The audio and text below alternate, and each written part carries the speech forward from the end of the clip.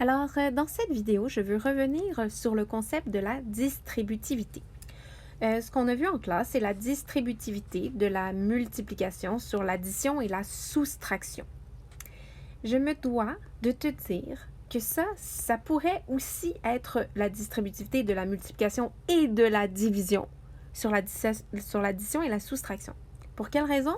Bien parce que toute division peut être exprimée comme étant une multiplication. Je te donne un exemple. Si je veux diviser par 2, je peux te dire que ça donne exactement la même chose que multiplier par une demi.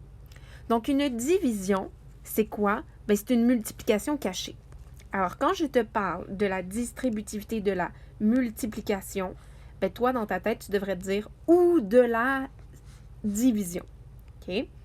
Alors, je distribue soit une multiplication, soit une division. Sur quoi? Sur deux choses uniquement, sur une addition ou une soustraction. Donc, regarde ici, je vais distribuer ma multiplication par 2.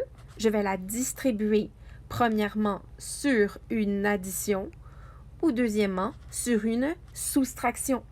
J'obtiendrai dans le premier cas 10x plus 6 et dans le deuxième cas 10x moins 6. Je peux également distribuer une division par 2. Je peux la distribuer sur deux choses, soit une addition ou soit une soustraction. Je distribue, ça veut dire que le premier et le deuxième terme sont divisés par 2.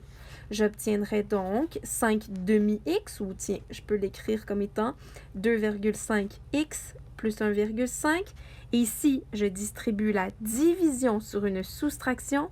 J'obtiens 2,5x moins 1,5.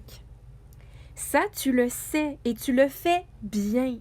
Ce que tu peux faire de mauvais, c'est inventer une distributivité et te dire que la distributivité de la multiplication sur la multiplication existe, alors que ça n'existe pas. Regarde bien mon exemple en rouge, il n'est pas bon, c'est une erreur que tu fais. Il y en a qui se disent « Hey, le 2, je vais le distribuer sur le 5 et sur le 3. » Mais tu n'as pas le droit de faire ça.